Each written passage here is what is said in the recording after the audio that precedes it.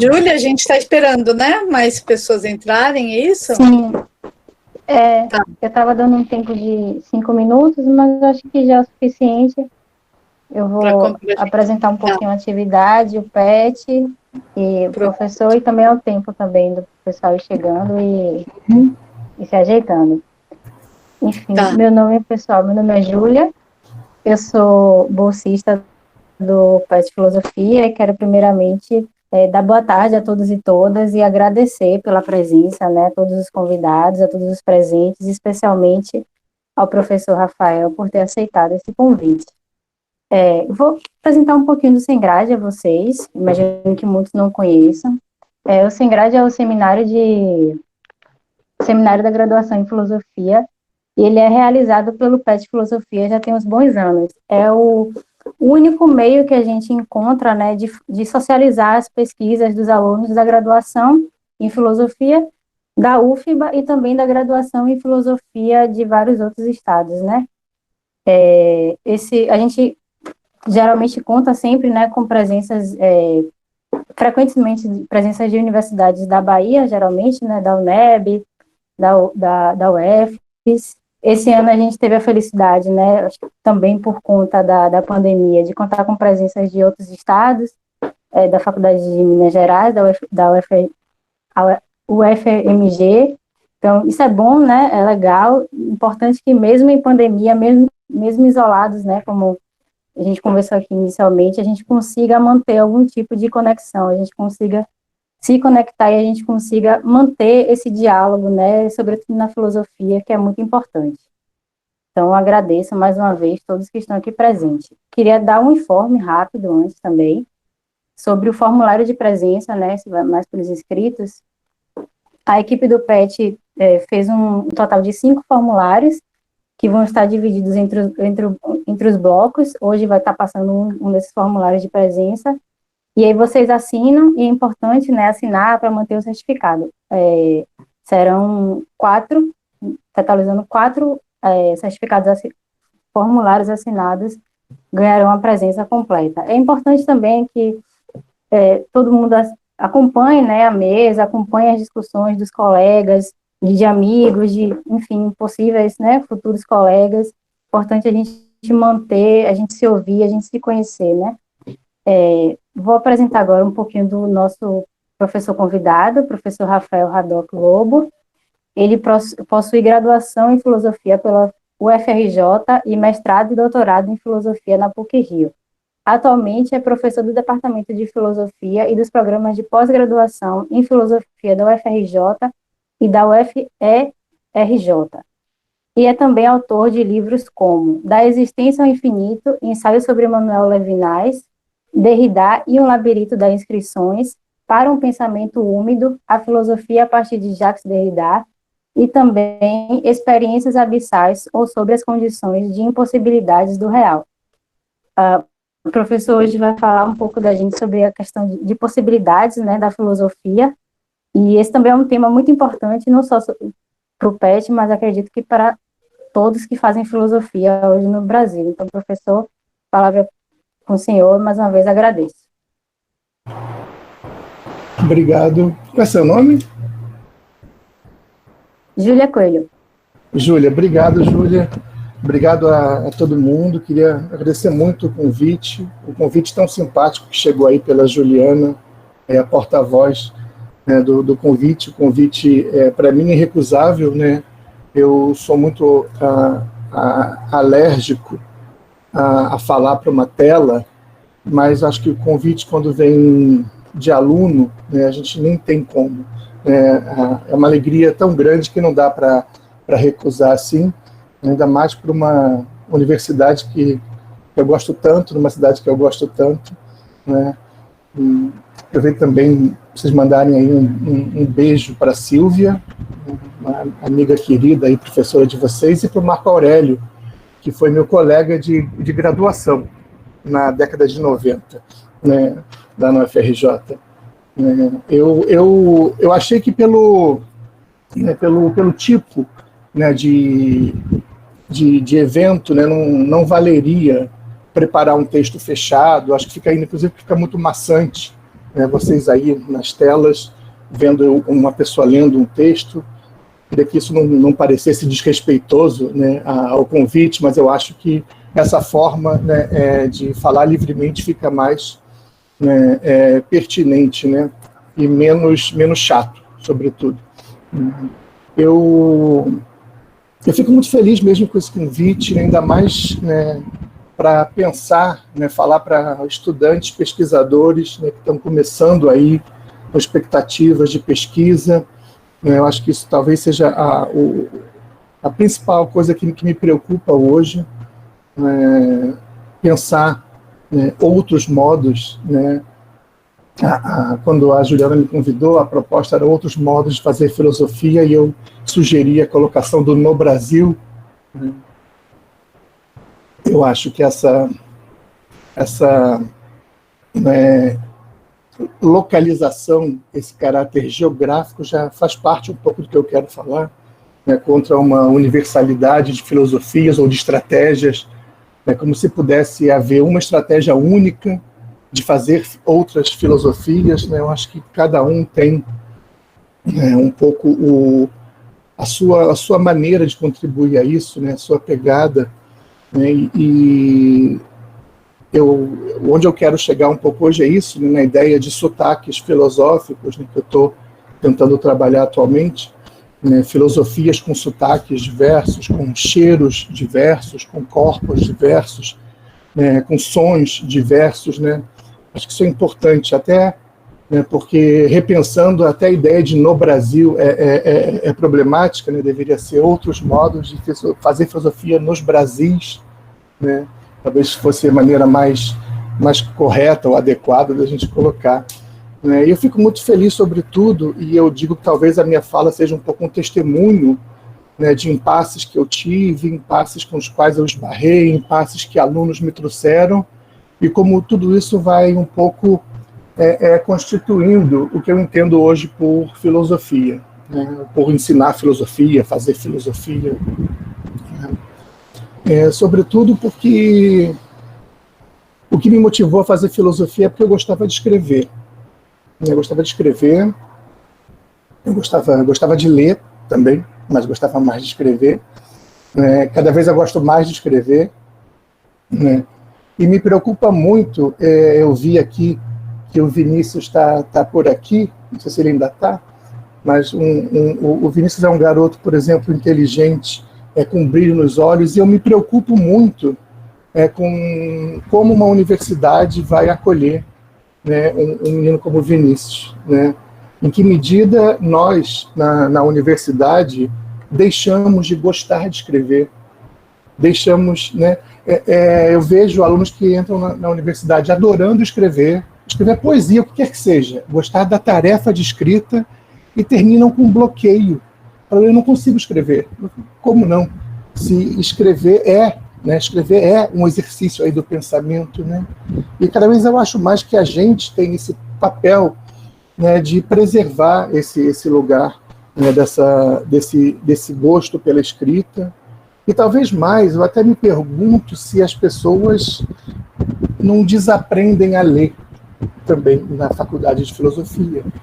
Por quê? Porque elas vão sendo marcadas quase como se só houvesse uma única forma de leitura. Existe a leitura correta, né? Então, tudo isso, eu acho que você vai perdendo algo que... E eu lembro muito de uma professora minha, a Kátia Muricy, quando ela deu um curso sobre Zaratustra, né? E ela falou assim para mim, ela falou, sempre que eu leio Zaratustra, eu tento me lembrar do prazer que eu tinha lendo Nietzsche quando era adolescente, né? Daquele estímulo que eu tinha no corpo, eu começava a rir, né? Como aquilo me provocava, né? E eu acho que esse tipo de leitura que a gente tem quando é adolescente, né, e que nos motiva tanto, isso vai sendo cerceado, tolhido e às vezes até aniquilado ao longo de uma graduação, de um mestrado e de um doutorado. Então, essa preocupação é muito o que me motiva hoje a falar aqui para vocês. Eu fiz aqui um roteirinho, porque quem é meu aluno sabe que eu me perco totalmente nos meus devaneios, não é? Então, deixa eu ver aqui.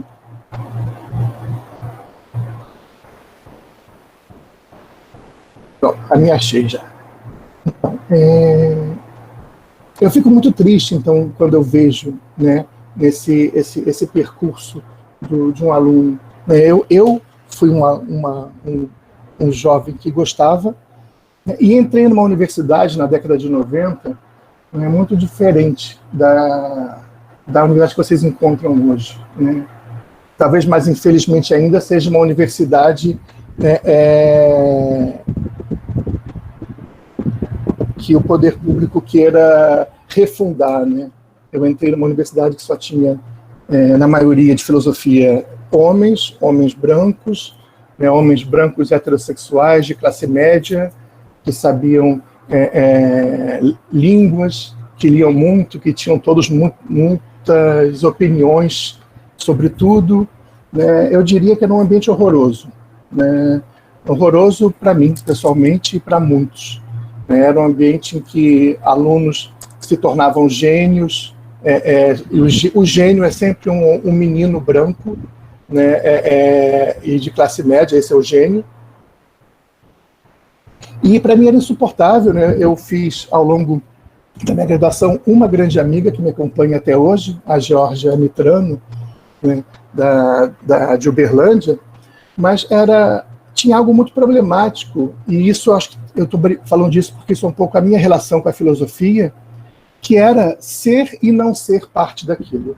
Era também ser um garoto branco de classe média, não é? Mas, ao mesmo tempo, achar aquilo insuportável, aquele ambiente, né? Talvez seja esse ainda, né? Eu sou de um departamento de filosofia que não tem nenhum professor negro, por exemplo, né? No Instituto de Filosofia e Ciências Sociais, nós temos um professor negro, o Wallace Moraes, né? Então, ainda em relação aos professores, o mesmo ambiente, né? Muitos, né, meus colegas daquela época.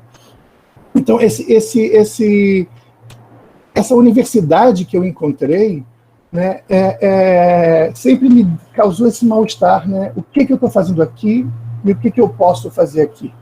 Né? O que era aquele ambiente da década de 90, né? E eu ainda, né, tenha sempre sido né, gay assumido, né? Eu nunca fui academicamente hostilizado por isso, né? Quer dizer, pelo menos não até tomar isso, né, tomar a sexualidade como tema filosófico, que isso aconteceu há uns 6 anos atrás. Até então, um garoto de classe média, né, um sobrenome de colonizador, como eu sempre brinco, né, mas que sempre tive muita consciência dos meus privilégios, né, com relação a isso, né. Inclusive, eu tive um grande privilégio, né, mais um deles, de ter um parente meu, que era professor de filosofia lá no Instituto, que é o Luiz Bica. Né? O Luiz Bica é um primo de minha mãe, né, meu primo de 2º grau, mas seria, como um primo mais velho é tio, seria quase um tio, né? E que me pegou pela mão quando eu precisei. Aliás, foi a nota mais baixa que eu tive na minha graduação, foi do meu tio, né? E também me empurrou quando eu precisei, me jogou ladeira abaixo, num momento importante também. Né? Por que estou dizendo isso? Porque ele dava aula de Hegel, né? E quando eu entrei na graduação, né, eu comecei a seguir os cursos porque ele dava na pós-graduação de Hegel, né? E me apaixonei por aquilo, né, por uma certa arquitetura, como se cada pedrinha ali fosse pensada e ele vai construindo uma coisa gigante, literalmente até chegar no absoluto. E me apaixonei por Hegel, né, estudei Hegel a graduação inteira, assim, meu projeto de pesquisa sobre a questão do desejo em Hegel, ou seja, já tinha relação com o outro, com a alteridade, já estava ali, né. Até que um dia, e Hegel é um grande professor de filosofia, eu acho, né? Ele mostra para o bem e para o mal o que é o projeto filosófico do Ocidente, com todas as qualidades e todos os perigos que é a filosofia ocidental. Talvez seja o que melhor retrate isso, né? É um projeto de globalização que tem ali já em curso no Hegel, né? E eu acho que ele me ensina muito. Primeiro, ele me ensina muito uma certa escrita filosófica tradicional, um modo de fazer filosofia, né? Ele me ensina essa arquitetura, né? E hoje ele me ensina o oposto, né? Hoje eu diria talvez que o Hegel é o meu grande inimigo, com todo respeito, né? Ele é, com todo respeito, como Nietzsche fala, que eu respeito meus inimigos, né? Eu dou valor, eles são grandes, né? A gente não chuta cachorro morto, né? Então, hoje Hegel é aquilo que eu gostaria de nunca fazer em filosofia, nesse sentido que ele é meu inimigo, né? Mas teve uma coisa muito interessante, né, nesse meu percurso com Hegel, que é um dia esse professor, né, o Luiz Bica, ele num bar no Rio de Janeiro, aliás, é importante destacar muito que no meu percurso filosófico o bar é um lugar fundamental, né, não é mera retórica, muitas ideias importantes, muitos projetos, muitas sacações surgiram de mesa de bar, ou seja, surgem coletivamente, isso também é muito importante a gente pensar. A gente despreza muito, né, esse lugar, né? E então, um dia, numa mesa de bar, esse professor escreveu 3 nomes num papel para mim, um guardanapo, que era Martin Buber, Emmanuel Levinas e Jacques Derrida. 3 autores que eu nunca tinha ouvido falar na minha graduação em filosofia na década de 90. Nunca tinha nem ouvido falar. Buber, Levinas e Derrida. E ele me fala o seguinte: olha, Rafa, o que você quer fazer, Hegel não vai te dar. Pega esses 3 autores, compre o que você encontrar e eu não vou mais te orientar. Foi um empurrão, do tipo, vai embora. Eu achei esse empurrão ladeira abaixo de uma generosidade. Tipo, ele tirou o meu chão. Eu estava com uma monografia pronta e um projeto de mestrado pronto. Ele falou, olha, o que você quer não está aí. Vai por esse lugar, vai por esse caminho. E se vira. Isso foi muito generoso, porque foi um aprendizado para mim de, olha, o seu orientando não tem que fazer o que você faz. Ele não tem que seguir os seus passos. A sua tarefa talvez seja identificar o que ele quer fazer. E o que vai ser melhor para ele fazer, e em certo momento dizer, olha, não é comigo, eu não vou poder te orientar, vai para lá. Ou seja, eu acho que isso foi muito generoso. E por isso que eu fui para a PUC. Na PUC tinha um professor, que é o Paulo César Duque Estrada, estava acabando de voltar de Nova York, tendo feito um pós-doutorado com o Derrida, e estava querendo criar um grupo de estudos sobre Derrida, que era um autor que não era estudado na filosofia. Como eu falei, eu não tinha nem ouvido o nome dele até me formar. E a gente criou um grupo. Foi o primeiro grupo de pesquisa em filosofia sobre Derrida. E isso também me ajudou muito, porque de fato era um grupo. De fato, as reuniões eram coletivas na casa das pessoas, nos cafés da PUC. E tanto que as nossas primeiras publicações são todas coletivas ali. Então, essa ideia, de pensar junto, de ler texto junto, foi muito marcante também ao longo do mestrado e doutorado. Mas tem uma coisa importante também que eu não falei do mestrado, que é, depois que eu recebi o guardanapinho com esses 3 nomes, eu comprei tudo que eu tinha. E fiz um projeto de mestrado que era uma loucura, que tinha tudo que eu gostava. E tinha Clarice Lispector, Guimarães Rosa, misturei tudo. E esse meu orientador de mestrado, o Paulo César Duque Estrada, também generosamente falou, olha, tá uma bagunça. Isso não dá para fazer isso. E ele me deu um presente que foi me ler. Olha, pelo que você escreveu aqui, o Levinas é um autor central. O Levinas é um autor que está lendo Heidegger, está lendo Kierkegaard, está lendo tudo que você quer ler e está sendo lido por Levinas. Então, o meu mestrado, que foi em Levinas, também foi um presente, de um orientador que soube ali entender a minha confusão mental. Ele dizia, olha, vai por aqui.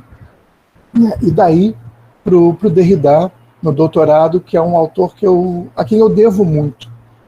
Eu devo muito, primeiro, pelo prazer que eu tive de estudar um autor que estava vivo.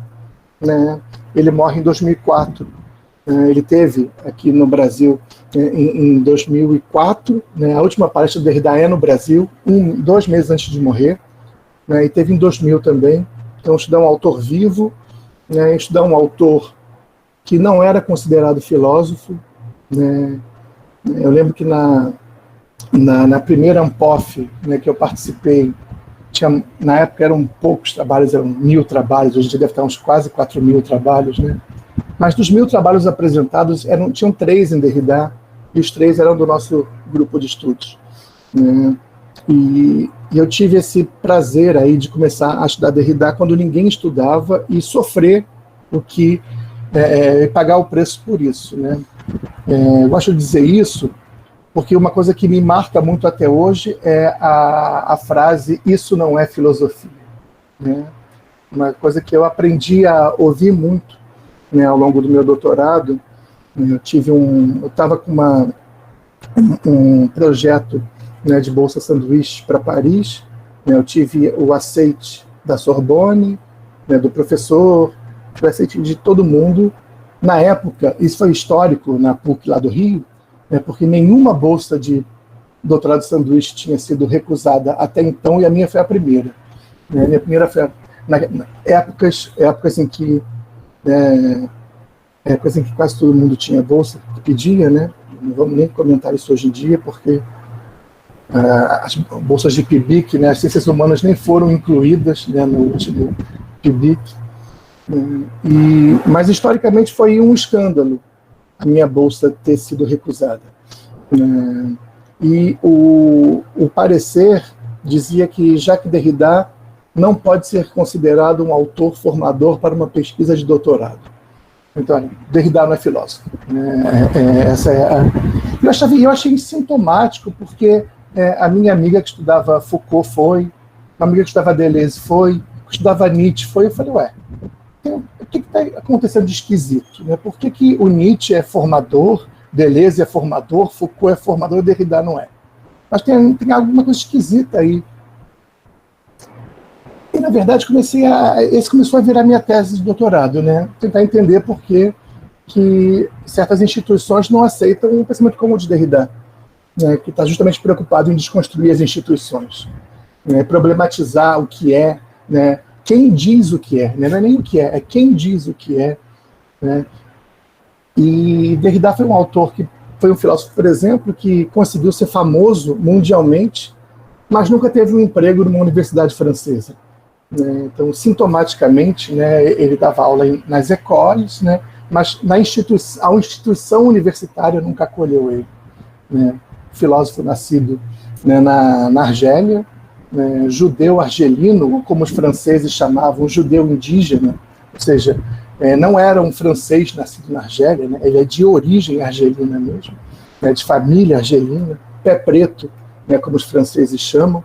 Então, por que essa pessoa aí, justamente esquisita, né, vai ali problematizar o Ocidente, desse lugar estranho, né, e ele me ensina muito. Né, ele me ensina muito primeiro, a falar do seu próprio lugar, né, falar de onde ele vem, do porquê que ele está ali, do que ele está falando. Ele sempre começa a palestra dizendo, olha, eu estou sendo convidado para falar nessa instituição, por essa razão, né? Ou seja, tentar pensar que o que eu tenho a dizer não é uma fórmula, é sempre circunstancial. Se eu falasse, a mesma fala que eu teria em outro lugar seria diferente, porque o convite é diferente. Então, a resposta que eu dou a um convite vai ser sempre circunstanciada pelo convite, né? Não há uma fórmula. Eu não tenho nada a dizer senão uma resposta a um convite. Isso é um problema para toda a filosofia, né? Que acha que você tem que ter o que dizer antes, pronto, e você aplica ao convite. A coisa vai acontecendo, né, numa relação com esse outro que convida, que fala. Né? O Derrida tem mais de 90 livros. Né? Desses 90 livros, ele escreveu 3. Todos os outros livros são palestras, artigos que ele foi convidado, ou seja, né, ele sozinho, a partir dele, escreveu muito pouco, né, mas escreveu muito a vida toda. Né? E ele me ensina 2 coisas muito importantes, que é escrever é escrever sempre assombrado pelos fantasmas. Fantasmas vivos e mortos. Vocês aqui estão me assombrando. Eu escrevo assombrado para quem eu vou falar e quem está comigo falando. Você vê aqui quantas pessoas já foram aparecendo através de mim. Isso é muito importante, porque mostra que o pensamento é, de certa maneira, entrar num jogo que já está ali, posto. Mas você entra nele. Então você entra nele marcado pelo jogo. O que a gente chama, talvez, de, essa palavra é horrível, originalidade. Mas o Walter Benjamin tem uma imagem que eu gosto muito, que é a do mosaico. As peças estão aí. As peças são as mesmas com as quais eu estou lidando, com vocês estão lidando. Mas como a gente escolhe a peça que a gente vai usar, como a gente monta um mosaico, isso que vai dando um pouco a nossa cara. Então, essas assombrações me levam a escrever sempre transpassado, atravessado por esses outros, assumir essas marcas na minha escrita. Isso acho que é o que me marca até hoje, da minha época de pós-graduação. Mas aí tem um novo... Estou vendo aqui o tempo, tem um meio de campo interessante, que eu queria também lembrar, que foi o meu pós-doutorado com a Olgária Matos, que lá na USP, ela só me recebeu uma vez na USP. Todos os nossos encontros eram ou na casa dela, ou na padaria na esquina da casa dela, onde a gente tomava chopp. E aquilo para mim era uma maravilha, conversar sobre Benjamin e Derrida na padaria, que é uma experiência que o carioca não tem, sentar na padaria para tomar chopp. Então, para mim, era fantástico, estar com uma paulistana, com um sotaque paulistano ali, conversando. E isso vai me marcar também muito, nessas experiências de troca. E aí, em 2009, eu entro na universidade, não graças ao Derrida, graças ao Hegel. As minhas provas eu respondi com Hegel, então vocês ainda tem essa dívida aí. Ele era o que eu tinha de mais, entre aspas, respeitável para fazer um concurso público. Minha dívida com ele é o meu emprego, mas eu costumo muito dizer para os meus alunos que, infelizmente, hoje, quem quer estudar outras filosofias tem que ter mesmo uma dupla estratégia. Vocês têm que saber bem os seus Descartes, Juliana sabe muito bem disso, tem que saber muito bem os seus Kants, tem que saber, e também saber o que vocês querem fazer. Então, quem quer estudar outras filosofias, tem que saber. O Nietzsche tem uma frase que você tem que saber jogar o jogo do inimigo para ganhar uma batalha. Se você só quer jogar o seu jogo, você nem entra na batalha. Então, se a gente pensa a instituição universitária como uma batalha, os alunos têm que saber ler muito bem o seu Fanon e muito bem o seu Descartes, ler muito bem o Kant e ler muito bem Sueli Carneiro, sabe? Eu acho que esse jogo tem que ser feito. É uma estratégia aí, inclusive de ocupação de espaço, que eu quero chegar até aí. E a minha entrada na universidade tem 3 acontecimentos que eu queria rapidamente falar para vocês. Uma, eu acho que vocês tiveram o contato com um acontecimento que chama Catiúcia Ribeiro. É um acontecimento na minha vida, na filosofia da UFRJ e agora eu acho que na filosofia do Brasil, cada vez mais. Catiúcia, eu tinha acabado de entrar na universidade, Catiúcia chega na minha sala e fala: você vai me orientar? O que você quer estudar? Ela, filosofia africana. Eu falei, eu não tenho noção do que seja. Para mim, até então, Derrida estava sendo muito, muito revolucionário. Aí ela chegou, começou a conversar, me falou de Jachante, me falou... Eu falei, olha só, vamos combinar o seguinte. Você me ensina e eu assino. Essa foi a combinação que eu tive com ela na monografia dela. E há 11 anos, a Catiúcia, ela me ensina muito, Eu assino muito por ela, né? É uma relação de muito aprendizado para mim, né? De como ainda eu, homem, eu branco, estou aí legitimando, né, uma mulher preta, sabe? É uma relação muito complicada, muito sensível para mim e para ela. Então a gente tem uma relação muito boa porque a gente fala muito sobre isso, né? E a experiência da Catiúcia foi muito importante porque foi muito... Depois da Catiúcia, ela abriu a porteira, né? Comecei a ser procurado. E o que eu vou fazer agora? Qual é o meu lugar nisso? Né? Qual é o meu lugar, né, com relação a essas pessoas que querem estudar filosofias africanas, né, afrodiaspóricas, o que quer que seja? Né? Então, o meu primeiro papel foi de acolher, claro, né, dizer sim. Mas eu achava que dizer sim é pouco, né, que eu tinha mais a fazer. Né? Uma vez, e eu preciso também falar desses acontecimentos, quem me ajudou a compreender e como agir foi uma pessoa chamada Tranca-Rua das Almas. Né? E seu Tranca-Rua, né, falou o seguinte para mim. Ele falou: moço, mandou tomar no cu, vai tomar no cu, moço. O senhor está de palhaçada? O senhor sabe muito bem o que fazer. O senhor é um filho de Ogum. O senhor vai na frente e abre o caminho e deixa os outros passarem.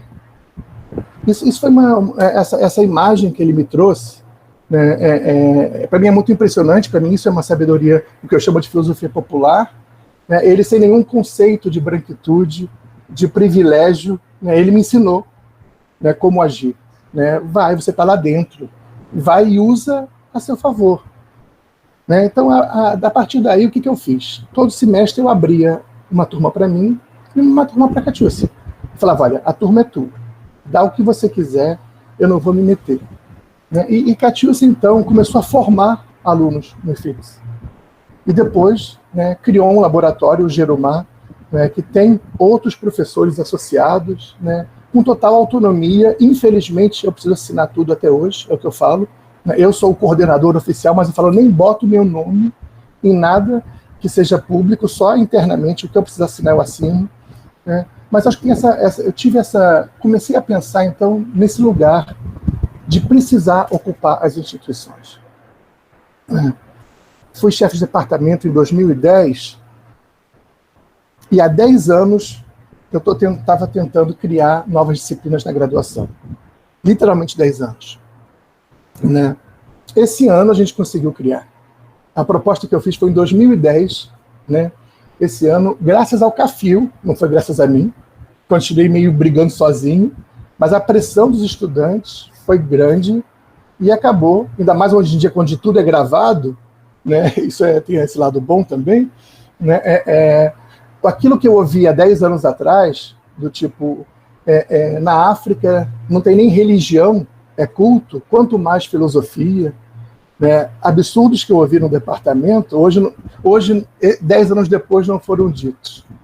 Né? Então a gente conseguiu criar disciplinas de filosofia africana, filosofia ameríndia, gênero, raça, sexualidade. Né? Então a gente conseguiu aí criar de filosofia e colonialidade. Algumas disciplinas desse ano a gente conseguiu graças ao CAFIL. Né? Outro desafio interessante, né, eu sei que isso não tem a ver com pesquisa, mas eu acho importante como estratégia para todos, da importância da relação entre pesquisa e atividade administrativa ou política estudantil, no caso de vocês, né, que foi quando fui coordenador da pós-graduação, e tinha esses projetos chegando de mestrado e doutorado, né, e o que fazer? Que não se enquadravam em nenhuma das linhas tradicionais de pesquisa. Então, em 2016, eu propus a criação de uma nova linha de pesquisa, gênero, raça e colonialidade. Porque tinha os meus orientandos, né, de filosofia africana, tinha os meus orientandos que trabalhavam com sexualidade, já com teoria queer, que me procuravam, a Carla, a Suzana, tinha os orientandos delas de feminismo. Então, vamos brigar para ter um espaço aqui para os nossos orientandos. Só que aí, qual foi a grande questão? Legitimar a pesquisa, sim, né? Ou seja, existe uma área agora, uma linha de pesquisa do PPGF que vai ser que vai acolher esses projetos. A gente não pode fazer isso, né, lembrando as palavras do seu Tranca-Rua, sem garantir que o estudante possa entrar e ser aprovado numa pós-graduação, né? Não adianta nada abrir uma linha de pesquisa e os alunos, como a Catiúcia foi, reprovada na língua inglesa. Né? No PPGF, o inglês, a língua estrangeira, era eliminatória. Né? Estranho que a prova de filosofia não era. Ou seja, é mais importante saber línguas do que saber filosofia, para entrar numa pós-graduação. Né? Então, o grande corte, né, social, racial, era a língua estrangeira. Então, junto dessa linha de pesquisa, a gente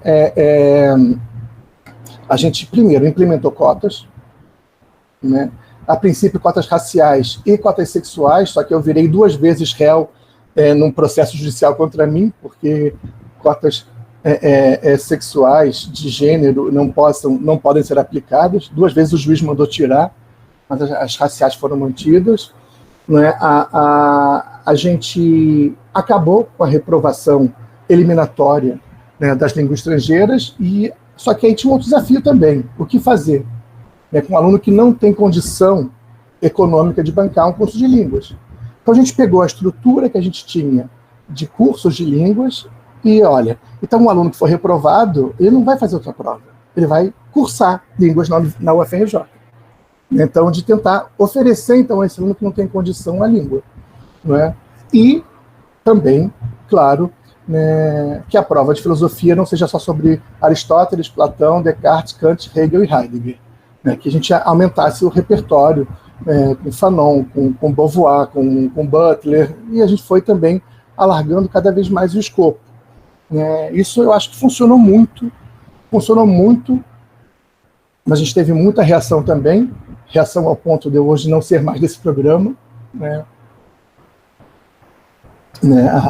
Isso gerou uma onda conservadora logo depois, né? E eu não aturei certas mudanças que estavam acontecendo. Né? Mas eu acho que isso é importante, gente, para voltar para a questão da pesquisa, para vocês terem em mente de como as questões políticas, administrativas, são importantes. Não é? Isso não e elas não estão apartadas. Né? Isso foi uma coisa que eu aprendi lá, quando ouvi que Derrida não era filósofo. Né? Ou seja, as instituições estão legitimando pensamentos, deslegitimando pensamentos. Né? Então é importante muito essa batalha que ela acompanhe a pesquisa sempre. A gente não pode cair justamente num purismo ocidental, né, de que o que importa é o pensamento puro, esquece instituições. Não, as coisas têm que andar juntas, né, essas batalhas. Mas voltando então lá à minha atual pesquisa, então que eu queria terminar com isso, né, acho que eu já estou aqui acabando o meu tempo, né, ela também surge da sala de aula. Mas eu quis muito falar do acontecimento Catiúcia, porque eu acho que a filosofia africana da UFRJ ela tem se destacado muito. Né? Mas o que eu tenho tentado fazer, então? Como surge a minha atual pesquisa a partir da sala de aula? Né? Surge com meus alunos que não... Hoje em dia é um público muito diferente, claro, graças, sobretudo, a Catiúcia lá dentro, mas que chegavam, né, e... eu quero estudar estética, sim. Então, o que você quer ler? Eu quero falar de Van Gogh. Eu quero falar de Hölderlin. Olha, você já leu João Cabral? Né? Você conhece Tarsila do Amaral? Então, eu comecei a perceber um sintoma ali de que nossos alunos da filosofia, e a culpa era nossa, professores, né, eles tinham mais preocupação, primeiro, em saber alemão, francês, grego, do que o próprio português. Né? Que eles tinham ali uma preocupação de estar ali lendo Baudelaire, lendo Proust, e não estavam lendo as nossas manifestações culturais, literárias, artísticas, o que fosse, né? E, ou seja, importando tudo de segunda mão, ou a contrabando. Né? O cara vai ler Proust, porque Deleuze escreve sobre Proust. O cara vai ler Baudelaire porque o Benjamin está lá falando de Baudelaire. né? Mas o Proust, o Deleuze está falando do Proust porque o Proust toca ele, né? Porque ele foi ali, né? Cresceu, né? Embebido naquilo, né? Então eu comecei a perceber que estava faltando, né? Esse carinho, né? com a gente mesmo, né? E ao mesmo tempo lá na universidade tinha a disciplina Filosofia Brasileira, que era dada por um professor, né? E eu achava que aquilo que ele ensinava como filosofia brasileira era muito estranho, o que me parecia, né, Farias Brito, Gonçalves de Magalhães, o que quer que seja, me pareciam muito mais uma filosofia europeia feita no Brasil, né? Ou seja, basta nascer no Brasil, é isso que vai garantir uma brasilidade. Então, eu achava, me soava mal aquilo. Eu achava que o Guimarães Rosa era muito mais filósofo brasileiro do que o Gonçalves de Magalhães. Por quê? Porque o Guimarães Rosa foi para o sertão para escrever de sertão. Isso é uma coisa que eu acho muito importante para mim hoje, a ideia de experiência. Né? Escrever a partir da experiência. Né? O Guimarães Rosa, quando ele escreve o Grande Sertão, ele vai, né? Ele está ali comendo a comida, ouvindo o sotaque das pessoas, ele está ali experimentando aquilo sobre o que ele vai escrever. Né? O Walter Benjamin, que é outra pessoa muito importante para mim hoje, ele está ali, né, escrevendo sobre o Flaner, mas ele está escrevendo porque ele escreve. Ele tinha um caderninho dele e ele ficava nos cafés de Paris vendo os malandros que passavam, os vagabundos que andavam de noite. Ele estava notando como as pessoas se movimentam, estudando aqueles corpos, né? Ele estava ali, no meio daquilo. Né? Então, isso para mim é uma coisa muito importante hoje. Mas o que me leva, então, né, o porquê, né, eu tenho falado muito de uma filosofia popular brasileira, né? Por que eu tenho falado disso? Né?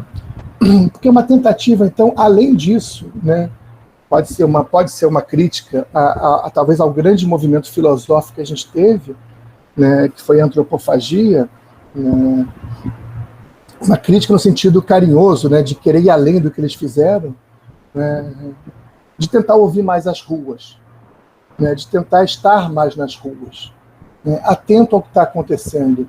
Né, é absurdo falar isso no meio de uma pandemia, né, onde esse poder de experimentação está muito limitado, o nosso corpo está cada vez mais limitado, né, mas isso para mim é muito importante hoje. Né, ir para a rua e vivenciar.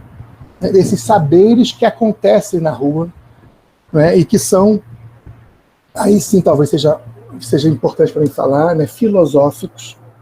Né, acho que um grande exemplo que eu dou, né, quem não viu, por favor, veja o filme Estamira, né, sobre a catadora de lixo aqui, né, do estado do Rio, da cidade de Caxias, Estamira, e o que ela fala. Aquilo para mim é filosofia pura. Talvez se ela fosse grega, ela seria uma grande filósofa. Talvez porque ela era mulher, né? Então, não necessariamente. Mas se o Sócrates fosse vivo hoje, certamente Sócrates seria medicalizado, né? Uma pessoa que andava descalça, toda mal vestida, falando que ninguém entendia. Né? Então, é isso, as ruas estão ali, estão vibrando saberes. E eu tive, então, recentemente, encontros que me propiciaram muito isso. Né?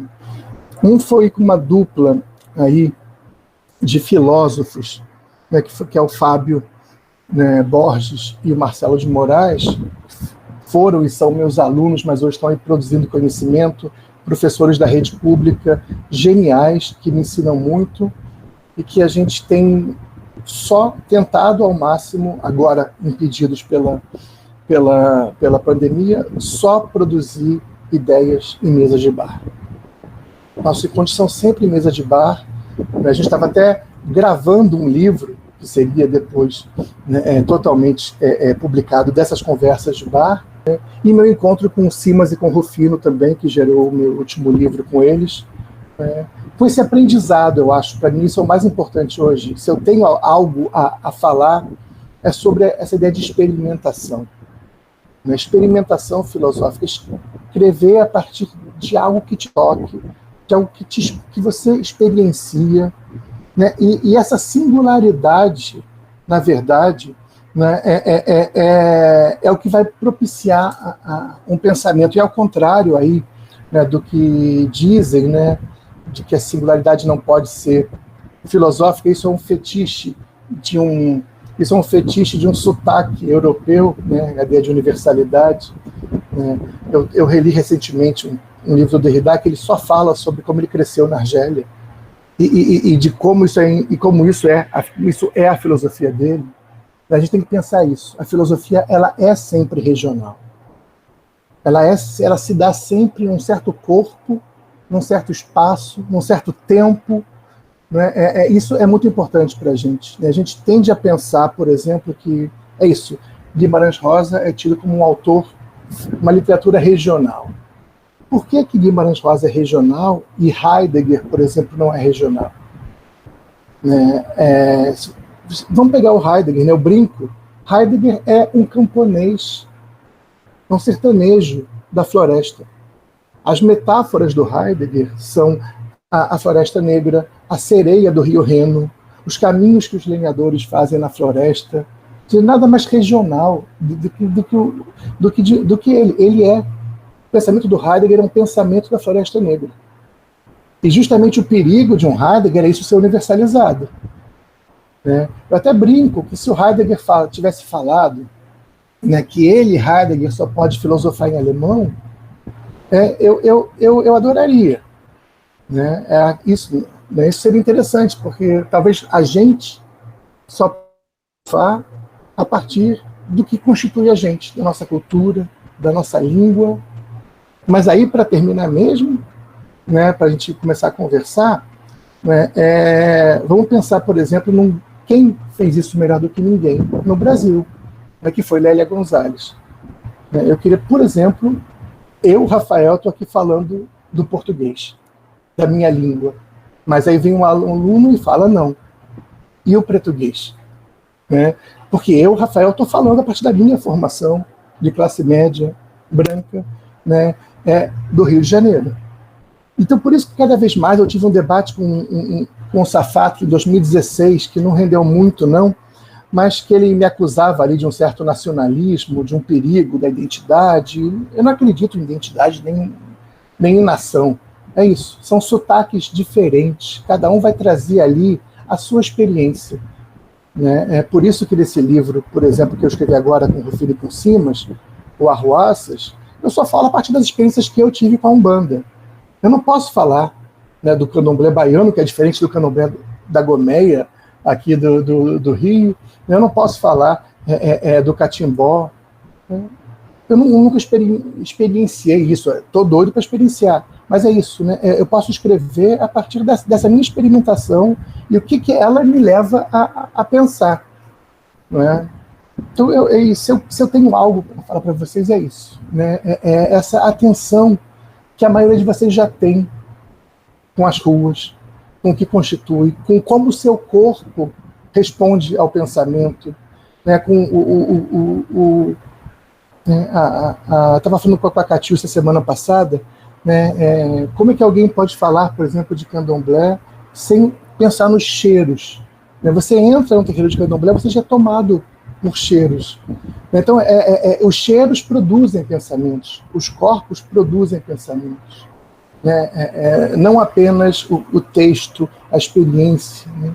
Então, eu acho que é isso. Eu acho que outros modos de pensar nos Brasis, vou agora corrigir a minha fala, né, são justamente feitos, marcados pela possibilidade de outros corpos pensarem, de dar espaço para outros corpos pensarem. Então, primeiro, assumir que os corpos pensam, e não, como a gente assume, que o pensamento não tem nada a ver com o corpo.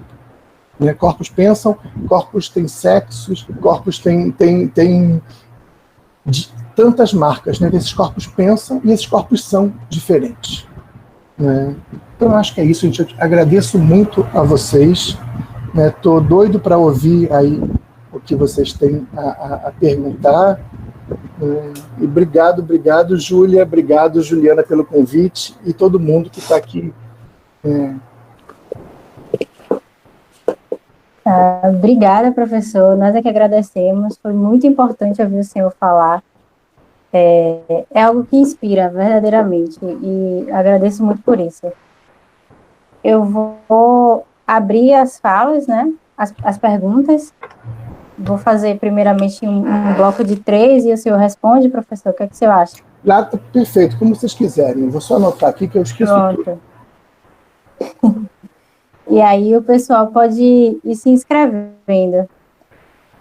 Enquanto o pessoal se inscreve, professor, eu queria falar de algo que eu lembrei muito com a fala do senhor, que é a questão que a Conceição Evaristo traz, né, com escrevivência. Sim, sim. E eu acho que falta isso na filosofia, e falta isso na filosofia do Brasil, né, a gente fazer um pouco mais da escrevivência e botar um pouco mais da gente na escrita, né, e, enfim, muito importante o senhor traz isso, e me remeteu muito a essa categoria que a Conceição faz, né. Eu acho, Júlia, eu acho que justamente, né, isso que você fala da Conceição, ou como na filosofia o Derrida faz, né, na década de 90, era um corpo branco, assexuado, por mais que eu fosse homossexual assumido, assexuado naquele espaço, né, a minha sexualidade não era uma questão, nem me levava a questões, né, e um homossexual masculinizado, inclusive, né, que não pode ter muitos trejeitos, né, senão perde a respeitabilidade, né? Mas era isso, eu conseguia convencer de que eu não tinha corpo, eu era branco, mas quando uma pessoa com um corpo diferente entra, ela já marca a instituição. A Catiúcia entrando numa sala de aula com os cabelos dela lindíssimos, cheia de búzios, cheia de guia no pescoço, ela já marca, mesmo que ela fosse dar uma aula, né, de Hegel, sem falar nada, ela já marcaria aquele ambiente. Então, eu acho que é isso. Esses outros corpos que invadem, né, a universidade, né, na década de 2010 em diante, né, ele já impõe outras questões. É isso. Né? Você, Júlia, né, nunca vai conseguir se convencer, nem vai convencer o outro de que você não tem corpo. Você está ali, entrando no ambiente, você já está ali sendo olhada de modo diferente. Né? Tipo, o que você está fazendo aqui? Né? É isso. Sabe? Então, eu acho que não é à toa que essas questões da Conceição ou do Derrida, que era um argelino em Paris, vêm, né, de pessoas que não conseguem nem querem convencer que fazem parte desse neutro, desse universal, entendeu? Acho que é isso mesmo. Sim. Tivemos uma pergunta aqui do Vinícius da Silva. Vinícius, você prefere que eu leia ou leia mesmo ou você quer falar? Posso ler, então. Ele pergunta, qual é a função da filosofia para o professor? Ou função, embora eu não goste de pensar nesses termos da filosofia brasileira. Função, né? Vou sempre começar como eu aprendi, né? Eu acho que no meu caso, para mim, né, eu acho que a principal função do professor é estar atento, não é, às demandas, às questões que também motivam o aluno. Né? Eu não me considero um professor tão competente como eu gostaria hoje, não é? Porque cada vez eu tenho menos paciência para ensinar o que eu acho obrigatório. Eu não tenho dado os cursos que seriam formadores, como disse o meu crítico lá no passado. Eu estou devendo um curso de Hegel há muito tempo lá na FRJ, porque ninguém dá Hegel, e eu falo que eu não gosto que uma geração se forme sem ter tido aula de Hegel, né, mas eu ando com pouca paciência para isso, mas eu acho que o ideal seria, né, desse duplo trabalho, né, de formação, sim, mas eu tenho colegas que formam muito bem professores de filosofia lá na FRJ, né, eles são ótimos, professores em Descartes, em Kant, isso aí o aluno, né, que quiser vai sair muito bem formado, né, mas eu acho que também tem que ter esse lugar, né, de tentar compreender, né, o que toca, quais são as questões que o aluno traz. Né, Vinícius? Eu acho que a função como você mesmo fala, eu vou pegar talvez uma palavra que o Walter Benjamin e o Heidegger usam, que é tarefa, né? Eu acho que a tarefa do professor é estar atento a esses corpos que dissoam dos outros corpos. Seja, né, a gente teve, por exemplo, a primeira aluna travesti na graduação, uma mulher ali com um problema, inclusive de horários, né, em situação de prostituição. Então, como a gente vai receber e como a gente vai estimular ela a pensar a partir da experiência dela. Né? Eu costumo dizer que eu sou um professor que só tenho uma questão. Né? Toda a minha... Aliás, eu brinco que eu só dou a mesma aula, que eu sou repetitivo demais, parece que eu falo a mesma coisa sempre, mas eu só dou uma avaliação, né, que é a mesma pergunta. A minha avaliação final é sempre a mesma. Crie uma questão e responda essa questão. Né? Essa é a minha prova, é sempre essa. Então, o aluno tem que criar uma questão. A partir do que ele viu ali, né, cria uma questão, ou seja, criar uma questão quer dizer o seguinte: o que nesse curso que eu dei, em tudo que eu falei, o que te interessa? O que te toca? Então, crie uma questão, elabore uma questão e responda a ela. Então, acho que talvez, Vinícius, isso pode ser, né, como eu entendo essa função ou tarefa, né, estimular a questão que toca, né, e de modo algum, né, competindo ou rivalizando com os professores que acreditam apenas na formação. Eu falei, existe uma dupla tarefa, eu acho. A formação, no sentido clássico, histórica, né, e também o estímulo das questões singulares. Né.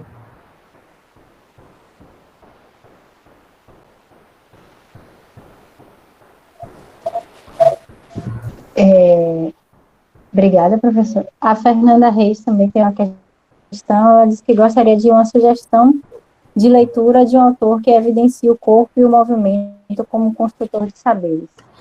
Fernanda, eu acho que tem um livro que eu acho que é muito importante para quem quer pensar o corpo, né, que é a tese de doutorado do Luiz Rufino, Pedagogias da Encruzilhada, da editora Mórula. Nesse texto ali, que ele vai ali se fundamentar a partir, né, dos saberes, né, de Exu e do povo de rua em geral, né, o tema ali é corpo e movimento. E tem também um livro, não é, que foi, na verdade, a primeira dissertação de mestrado em filosofia africana, né, e que eu tive a felicidade de orientar também, né, que é o livro Bara Perspectivismo. Né, Brendo, eu vi que você está aí. Manda a referência direitinho, Brendo. Do Rodrigo dos Santos, que é pensar a filosofia a partir da perspectiva do corpo, né, nessa figura, que é uma das figuras de Exu, que é Bara, né, o rei do corpo. Então, acho que são dois textos muito importantes, para mim, pelo menos, são textos que me ensinam muito até hoje a pensar o corpo e o movimento. Eu confesso que, assim, eu acho que todo mundo tem o seu... Obrigado, Brendo. Eu acho que todo mundo tem os seus sintomas. Né? Eu tenho uma dificuldade de pensar o corpo, sabia?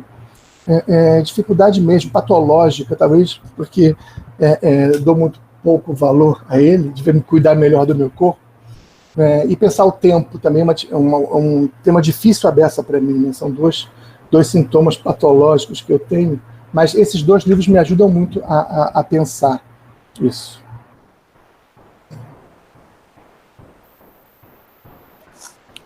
Obrigada, professor. Leonardo Rodrigues deixou uma pergunta aqui também. Qual o seu posicionamento quanto às críticas feitas aos trabalhos que se utilizam de autores europeus para pensar a realidade brasileira? Olha, Leonardo, eu acho que a gente tem aqui que ser sempre muito cuidadoso, né, com relação às críticas às críticas, né, a essa metacrítica. Né. Outro dia o Simas estava falando uma coisa que eu achei legal, para a gente tomar cuidado para não ser colonizado pelo decolonial. É uma provocação que o Simas sempre faz, ele é muito provocador, né, mas eu acho que isso é bom ter essa atenção, porque a nossa cultura também é formada, né, pelos autores europeus. Né, ela também é. Eu acho que o grande problema, né, quando a gente pensa ali no tripé, né, que o Gilberto Freire coloca, né, que a gente tem esse tripé branco, preto e indígena, o problema é que esse tripé branco, ele quer ser o único pé, né, ele quer ser aí o único pé que pula e quer esmagar os outros. Né? Mas a nossa cultura é formada por esses encontros, e aí a gente tem que pensar o seguinte, né? O que é esse tripé negro? Né? São muitas Áfricas, né? Tomar cuidado, por exemplo, de não pegar, no caso do Rio, né, a matriz do pensamento banto como né, a cultura negra é a cultura do pensamento banto, ou então no caso da cultura iorubá, mas aí em Salvador, no caso, né, ou Europa. Que Europa é essa? Né?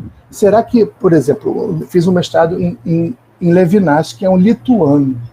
Será que alguém na Europa considera a Lituânia Europa? Lituânia é o cu do mundo também. Né? Pensar também que a gente tem vários imigrantes europeus que vieram para cá fugindo da fome e da guerra também. Né? Existe uma diáspora europeia também, né? Existe a diáspora cigana, né? No Rio ela é muito importante, né? A região ali da Praça 11 era um grande acampamento cigano, né? Então as diásporas indígenas, né? Então eu acho que a gente tem que estar sempre atento, primeiro isso, né? Que o europeu, o africano, o indígena, isso já é uma construção totalmente, né, ocidental, né, de identificar isso. Então a gente tem que pensar que a gente é esse encontro. Né? Então, por exemplo, né, o exemplo que eu dou, né, será que se a gente reler o Heidegger, né, com esse olhar, tentando entender que o Heidegger não é só o grande filósofo, né? Se a gente olhar para ele com esse olhar, né, o Simas tem a metáfora que eu mais gosto, ele fala da pedrinha miudinha, né? As pedrinhas miudinhas, a gente que é um ponto, né, de boiadeiro, e que também era um ponto do caboclo da Pedra Preta, que era o caboclo do Joãozinho da Gomeia, né, que inventa uma macumba carioca, um candomblé muito estranho, né, aqui, né, que foge a todas as regras também, que é muito interessante para a gente pensar, mas esse olhar para o pequeno e não para o gigantesco, para o monumental. Né? Então, se a gente olha para o Heidegger com esse olhar monumental, ele é perigosíssimo, claro. Né? E se você pega essa frase, por exemplo, que só se pode filosofar em alemão, acabou. Só existe Grécia e Alemanha.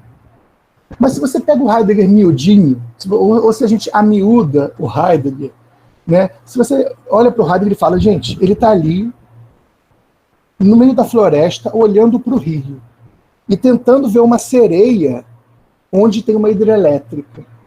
O que é isso? Isso eu acho que é um olhar fantástico que a gente pode ter dele. Ele está querendo combater esse pensamento tecnicista e tentando resgatar a mitologia do Hölderlin, da Floresta Negra.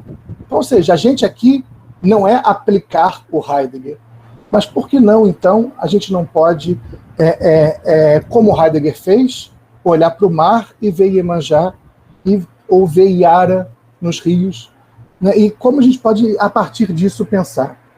Ou como Benjamin, por exemplo, olhava lá, né, o Flaner, né? Por que eu, como um filósofo carioca, com o meu sotaque aqui, com meus S chiando, né, vou falar de Flaner, se eu tenho a malandragem carioca cheio de elementos, se eu tenho Madame Satã, por exemplo, para pensar como aquele corpo ali, né? Então, eu acho, sabe, Leonardo, que, nesse sentido, o problema seria se a gente aplicar modelos europeus ao Brasil. Não que a gente não possa se inspirar no que eles fizeram, talvez. Mas eles fizeram circunscritos na cultura e na língua deles. Né? Então, eles podem... Né? Então, é isso. É muito difícil você, para mim, pegar Adorno, né? E você vai aplicar, pensar a cultura popular brasileira à luz de Adorno. Eu, particularmente, acho complicado pensar qualquer cultura à luz de Adorno, mas isso aí foi um parêntese só meu. Né? Foi um exemplo fácil de falar mal. Né? Mas é muito mais complicado. Né? Então, como a gente pode se inspirar no que ele fez, olhando em volta dele, para tentar, talvez, Leonardo, se eu puder falar, talvez seja se inspirar no gesto que motivou aquele autor a fazer isso, talvez. Eu acho que se a gente pensar numa aplicação, né, de uma teoria, vai dar ruim. Com certeza vai dar muito ruim sempre. Né? Sim, obrigada, professor. Mais perguntas, gente? Fiquem à vontade, viu? Quem quiser ou digitar ou falar, pode ficar à vontade. Mas, gente, eu acho que isso é uma coisa importante. É isso, eu acho que a gente também não pode cair nunca em nenhum lugar de purismo. Eu acho que o purismo é a pior invenção do Ocidente. Então a gente não pode cair nesses lugares de purismo nunca. Né? É isso, né? Por que, né, que um corpo preto não pode querer estudar Kant? É claro que pode. Né? É isso, claro que pode, tem esse direito também. Né? É isso, mas o quanto mais ele puder estudar o Kant com as marcas que levam a ele, né, é isso. Kant, por exemplo, né, foi um cara super conectado com o tempo dele. Né? É isso, ele estava ali vendo. Né, eu demorei a entender a importância do Kant, né, ainda mais com o deboche nietzschiano de que ele não saía de Königsberg, né, mas ele não precisava sair de Königsberg. Königsberg era uma rota de comércio fundamental. Pessoas da África, da Ásia, de toda a Europa passavam por Königsberg. Então ele sabia o que estava acontecendo no mundo todo. Ele era um cara ligado. Né, não é à toa que o Foucault vai tratar dele como um filósofo do tempo presente. Né? Eu acho que é isso. Né? A gente não pode estar aqui com certos purismos do não pode isso, do não pode aquilo. Né? Num bom português, eu acho que a gente não pode ser escroto. Né? Eu acho que gente escrota é que não pode ter espaço mais, né, na academia. Mas se a pessoa tiver uma sensibilidade, ela pode fazer o que ela quiser. Né? Juliana falou, né?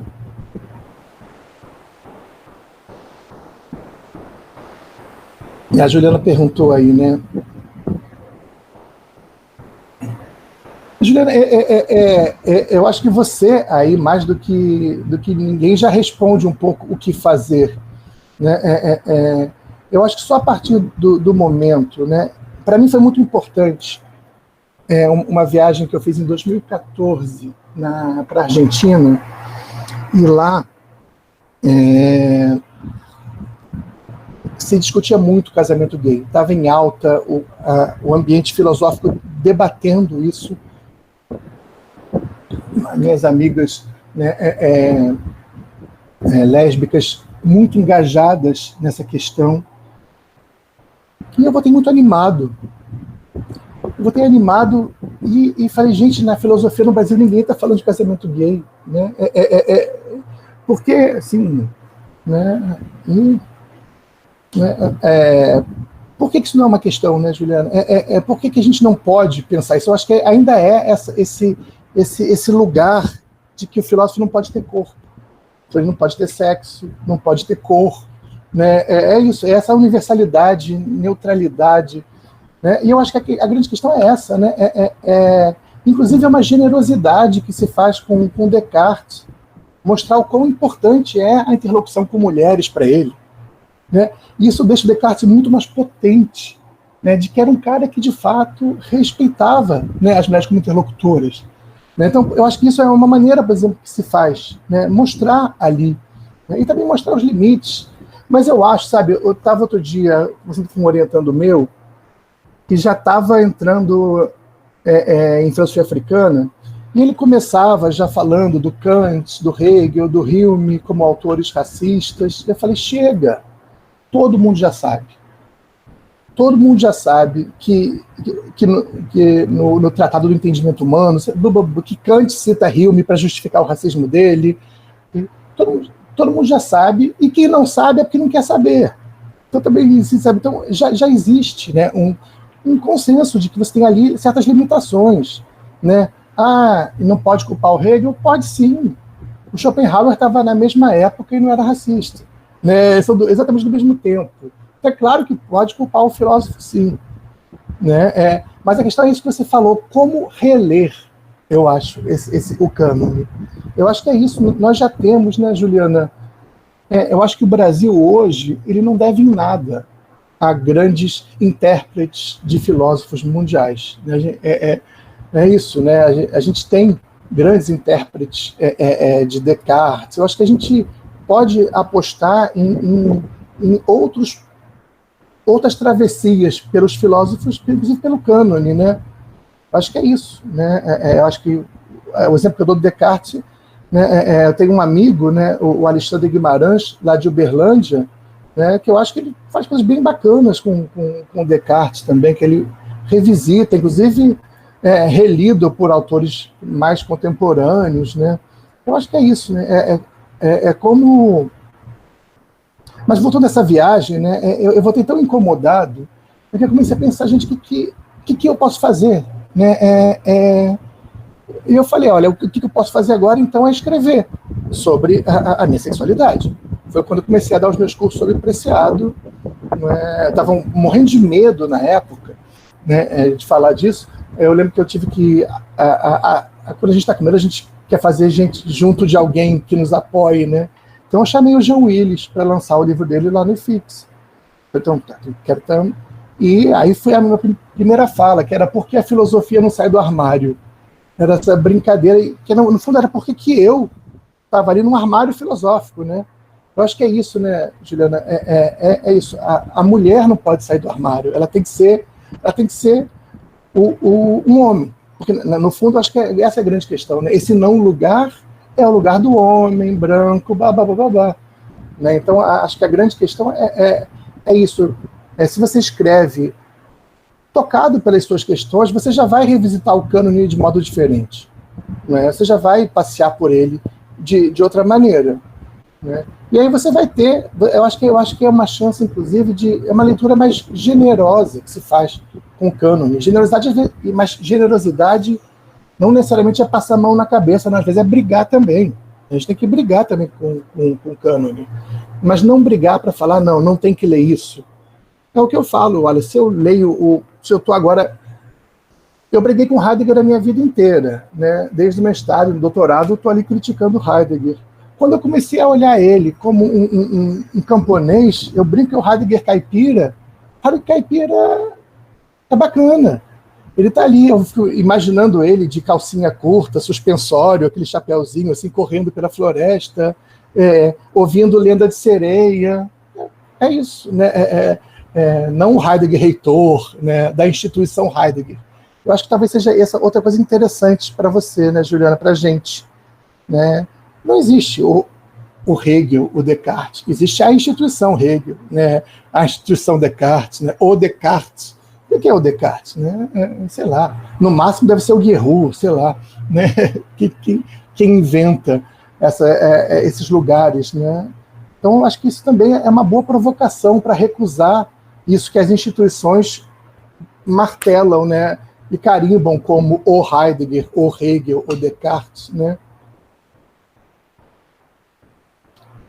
Mas eu acho que eu ando muito otimista. Não sei como é que se pode estar otimista nesse Brasil, nesse mundo, mas eu acho... É isso, a prova... Né, a Juliana conhece a UFRJ, sabe que era um dos departamentos mais conservadores, né, de filosofia do Brasil. Né? Você ter agora aprovado as disciplinas de filosofia africana, filosofia ameríndia, quer dizer isso. Né? as instituições não estão mais conseguindo brecar o mundo. Né? O mundo está se impondo. Né? Então, eu acho que eu estou otimista por isso. Eu acho que não tem mais como recusar o mundo. Né?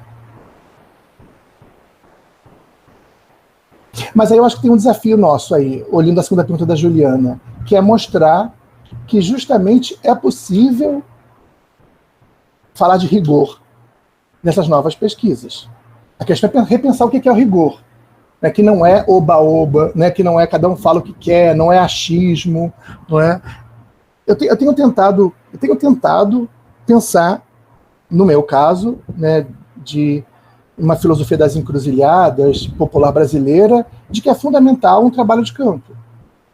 É fundamental um trabalho de campo, fundamental, se você vai escrever sobre o samba, né, o Brandon, que é meu orientando, está aí, né, que quer estudar os sambas da Mangueira, ele tem que vivenciar o samba. Né, ele tem que ali entender o que é aquele conjunto, né, entender aquele idioma, né, o que é aquele léxico que está em questão ali, que jogo é aquele, né, quais são, entender aquela referencialidade, né, para poder escrever sobre isso. Né? Mas eu acho que aí a gente tem um outro problema. Se a gente vai falar de rigor, esses outros modos de fazer filosofia vão também necessitar de uma outra escrita filosófica. Não vai poder ser uma escrita, né, que busca descrever a coisa enquanto ela mesma, porque não existe o enquanto tal mais. Né? Não existe a escrita de uma coisa sólida, fechada. A escrita, pegando lá a pergunta sobre o movimento, a escrita também tem que estar em movimento. Né? Como fazer isso? Não sei. A gente tem que tentar experimentando, né? Inventando aí escritas que não pretendam solidificar, né, o que é fluido, né? Nem tornar criar uma identidade em torno do que é múltiplo. Né? Eu acho que é um desafio que a gente só pode estimular os novos pesquisadores a experimentarem. Né? Mas imagina o que vai ser fazer uma... Eu estou com esse desafio com o Rodrigo dos Santos, que escreveu esse mestrado, né, sobre Exu, agora no doutorado, né, do tipo, como uma tese, né, sobre corpo, sobre teatro, tudo, né, envolvendo a cultura, né, o que ele chama de um teatro preto, né, como que essa escrita vai respeitar essas estruturas e ser, usando um termo tradicional, adequado a elas. Como adequar a escrita filosófica a esses, entre aspas, objetos. Né? Talvez seja não tratá-los como objetos, tratá-los como entes vivos, né, em movimento. Né? Acho que é por isso que a gente tem muito a aprender cada vez mais com a literatura e com a poesia mesmo. Eu estou cada vez mais certo disso. Né, de que uma escrita poética às vezes é muito mais adequada ao movimento do que uma escrita filosófica. Não quer dizer abandonar a filosofia e fazer poesia. Né? Quem dera que eu tivesse talento para isso. Talvez gostaria disso. Né? Eu vi a minha vida inteira que eu fazia literatura, não fazia filosofia. Quem dera, estaria ganhando jabutis hoje em dia. Mas eu acho que talvez é isso. Experimentar escritas novas, acho que é importante. Primeiro, é isso. Para mim tem que ser em primeira pessoa. Óbvio.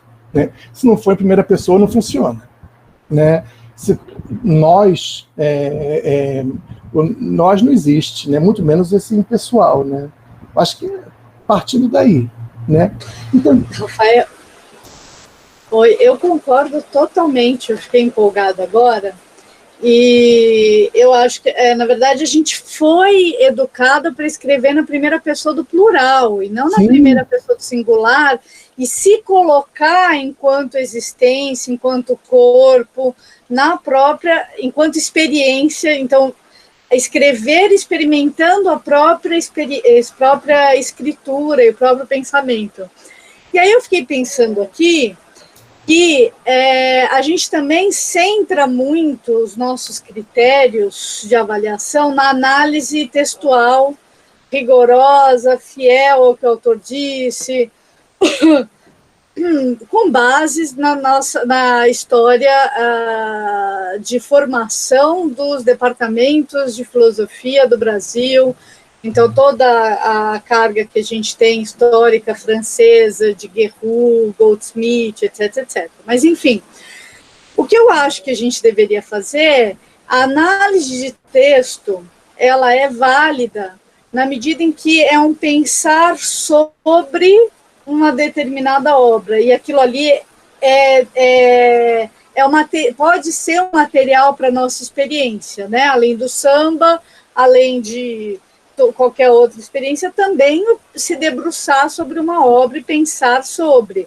Mas isso não pode invalidar, não pode reduzir, limitar, excluir o pensar com e o pensar a partir de.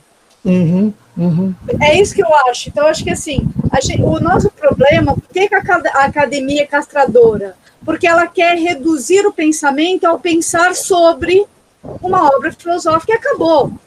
Você vai pensar sobre aquela obra, você vai dar argumentos sobre aquela obra, você vai fazer análise textual daquela obra e não vai sair muito disso, né? E, inclusive, não vai buscar nem argumentos externos, como históricos, psicológicos, etc., para compreender a obra. Não? Você vai ficar na obra, né? Bom, o que eu acho? Eu acho que a gente tem que sair do pensar sobre e não abandoná-lo completamente, eu não acho, mas eu acho que a gente tem que ousar mais e pensar com o filósofo ou a filósofa e pensar a partir do filósofo e da filósofa e nos incluindo mais e essa vivência consigo mesmo e com o mundo, né? Ou seja, fazer uma coisa... E aí eu fiquei pensando, a gente tem que ter critérios de avaliação, não sei se você concorda, os mais gerais possíveis. Então, uma clareza na escrita, o que não exclui uma escrita poética, metafórica, tá? Mas que ela seja clara, ela tem que conseguir transmitir o que ela quer dizer. Então, o mais geral possível, para não limitar os formatos de escritas, né, possíveis. Uma profundidade, né, conceitual ou de ideias, também não pode ser algo superficial, jargões, né, e coisa que não vai, né, então uma profundidade e uma coerência também argumentativa, você não pode fazer alguma coisa que não se sustenta argumentativamente. Então, eu acho que se a gente usar 3 critérios absolutamente gerais, né, clareza, profundidade e coerência, né, e se abrir para esse pensar com e pensar a partir, não ficar só no pensar sobre, eu acho que a gente pode ir mudando um pouco a cara da nossa pesquisa, sabe, acadêmica. Era mais isso que eu queria dizer. Eu acho que eu acho que o que eu agradeço muito ao meu doutorado, né, foi que o que era, a princípio, uma tese sobre Derrida, né, inclusive o título é A Partir de, no final, né, é que o Derrida é um autor muito sacana, né, e que ele não se permite ser objeto.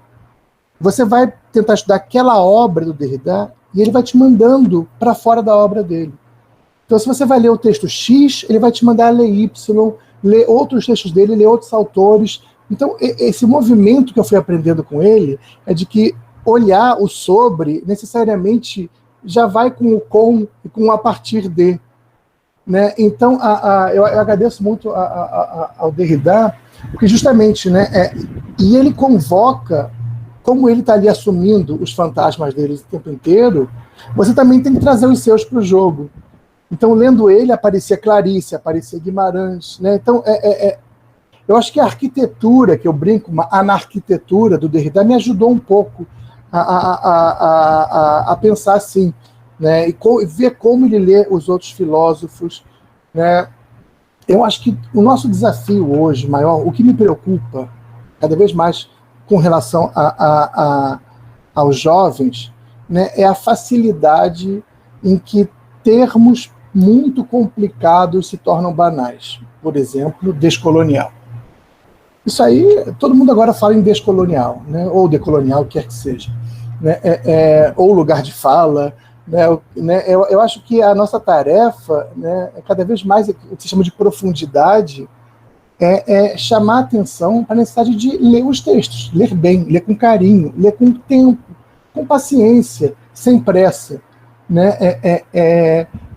Talvez isso para mim é uma coisa que eu nunca mudei, né? Por mais que eu fosse mudando de animações, o meu tempo filosófico é muito lento, eu demoro muito para ler. Eu leio um parágrafo, fico parado, pensando. Eu acho que esse tempo é muito necessário, né, para isso que você fala. Né? E isso acaba sendo... Hegel é aquele obsessor que você não despacha. Outro dia eu estava brincando que só Exu tirou o Hegel das pessoas. No meu caso, acho que nem Exu tirou o Hegel de mim. Estou amarrado em nome da dialética. Coitado. Mas eu acho que é isso, sabe? Eu acho que a gente tem que ensinar muito que o tempo da filosofia é um tempo mais vagaroso mesmo, né? E que ele vai se chocar com o tempo desse tempo do imediato, para usar o termo hegeliano mesmo. Né? A gente não pode ser imediato, né? Eu lembro que o que me chamaram para falar de Covid, eu falei, gente, eu não vou falar de Covid, porque eu ainda não tenho o que falar, eu não sei o que falar, deixa eu pensar com calma. Eu tenho uma dificuldade enorme de responder rapidamente as coisas, sabe? Porque eu acho que é isso. Mas, ao mesmo tempo, a gente é obrigado a responder. É um paradoxo estranho, né? Mas eu acho que isso, Juliana, eu acho que a gente tem que sempre chamar a atenção, primeiro, para não cair no que eu chamo do apude. É que ninguém lê, mas a pessoa, não, eu ouvi vocês que ouviram a Catiúcia falando, né, de Amenemop, vai pegar o Amenemop, não fica na Catiúcia. Eu acho que esse trabalho a gente tem, né, que chamar atenção sempre, né, cuidado com o apude, porque aquilo ali é uma interpretação. Né, então eu acho que as pessoas estão lendo menos. Eu acho que o que me preocupa é isso. Claro que tem que ter mais interesses, que também tem que ter. As pessoas liam demais na minha época e tinham muita opinião também na minha época, demais, muitas opiniões. Né? Mas eu acho que esse tempo a gente tem que chamar atenção. Né? É isso, né? Quando a gente dá aula, né? Chamar atenção, a gente está lendo um texto que aparentemente é simples. Né? Chamar atenção para que não é nada simples.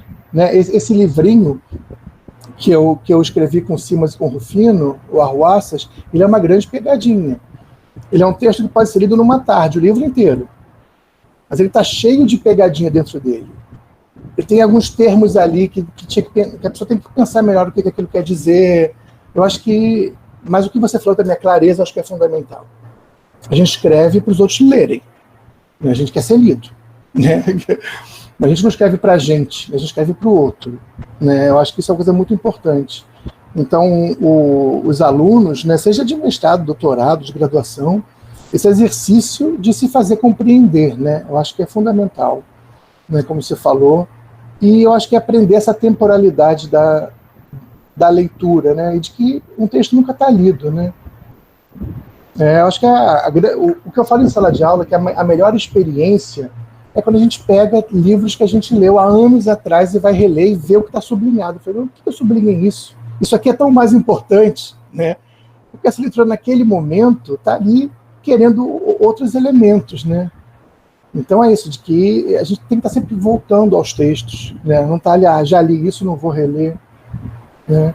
Eu tinha feito uma tese sobre Derrida, né? Uma tese de quase 500 páginas, né? Há 2 anos atrás eu fui reler uns textos e falei, gente, como que eu não saquei tanta coisa aqui que tem a ver com a questão colonial dele? Né? Então, é isso, né? Fui ali reler muita coisa dele, tentando compreender como a Argélia, ser argelino, marcou a escrita e o pensamento dele. Né? Porque naquele momento não tinha, né, essa pegada em vista. Né? Mas, Juliana, eu acho que a gente tem atualmente um material muito vantajoso, né, para trabalhar. Acho que a gente está muito melhor do que os nossos professores estavam, sabe?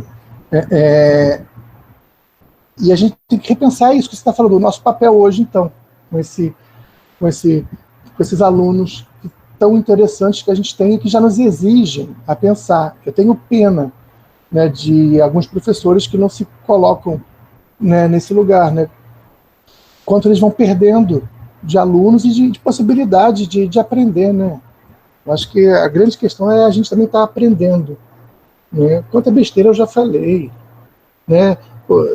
Meu medo de ser cancelado é enorme, por isso que eu não faço live nem nada, porque eu falo muita besteira, né? Mas falar besteira é isso, você está aberto a ouvir, olha, professor, falou merda, assim, sabe? É isso, né? Amigo é aquele que dá toque, né? Olha, mandou mal, sabe? Repensa aí o que você falou, né?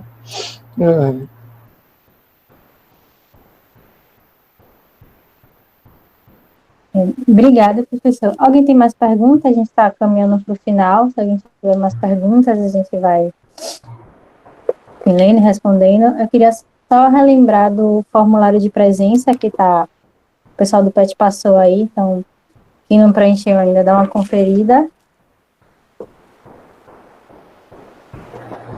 E enquanto o pessoal pensa um pouco também nas últimas perguntas, vou informar que amanhã a gente vai ter o segundo dia, né, do Sem Grade. A gente vai ter 2 blocos de apresentação. O primeiro bloco vai ser terão três apresentações. A primeira de nome de A Educação e as Imagens do Mundo, de Leonardo Silveira, da UFBA. A segunda de Emoções e Persuasão Racional, segundo a Retórica de Aristóteles, por Jéssica Cordeiro, UFBA. A terceira, Dialética e Analogia do Teteto, por Ana Paula Carvalho, UFBA. E teremos também o segundo bloco, com o nome de A Persistência de um Conceito, Esfera Pública e Legitimidade, de Raoni Salvador, UFMG. E a segunda, de Abordagens Analíticas da Metafísica Racial, por Alisson dos Santos.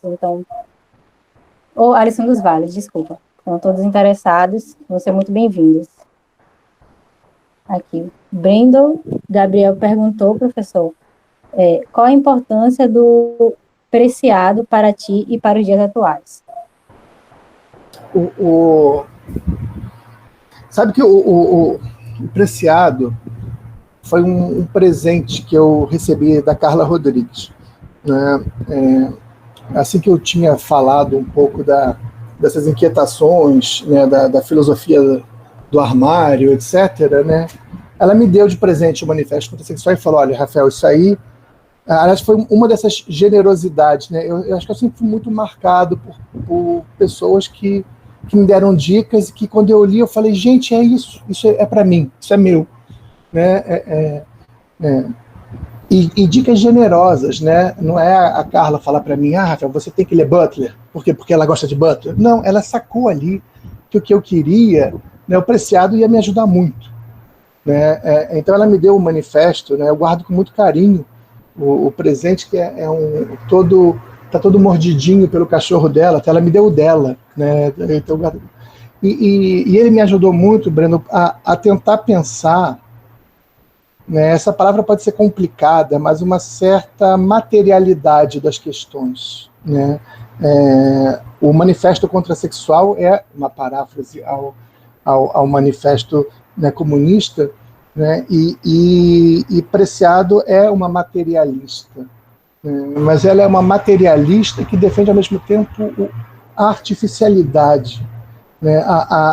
Contra a ideia de natureza totalmente. Então ela vai repensar a materialidade do sexo, né, a partir sempre de matrizes artificiais. Por exemplo, o dildo, né, a questão lá sexual que ela traz com o dildo, né, para problematizar a predominância do falo, do pênis, né, ela vai brincar, não. Né, eu compro, pênis é um brinquedinho, não tem privilégio nenhum. Todo mundo pode ter, é só comprar.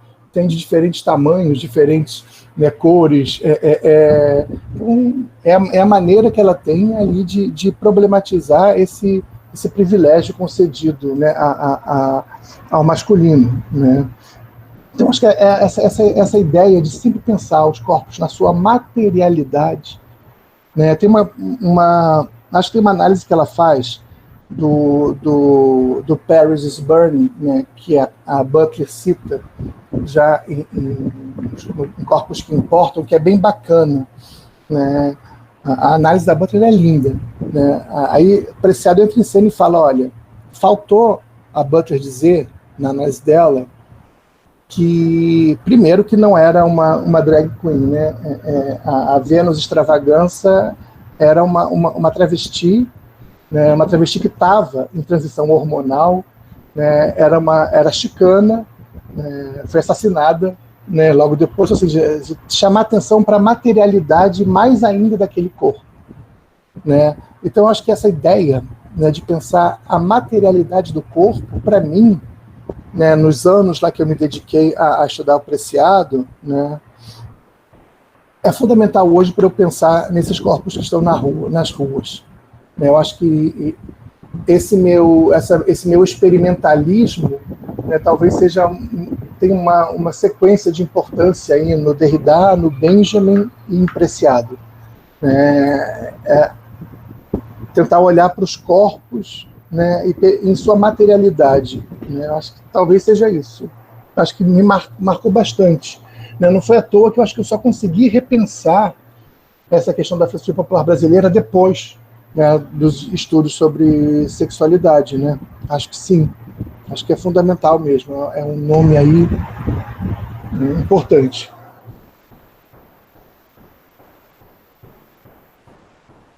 Obrigada, professor. Mais perguntas? Podem ficar à vontade.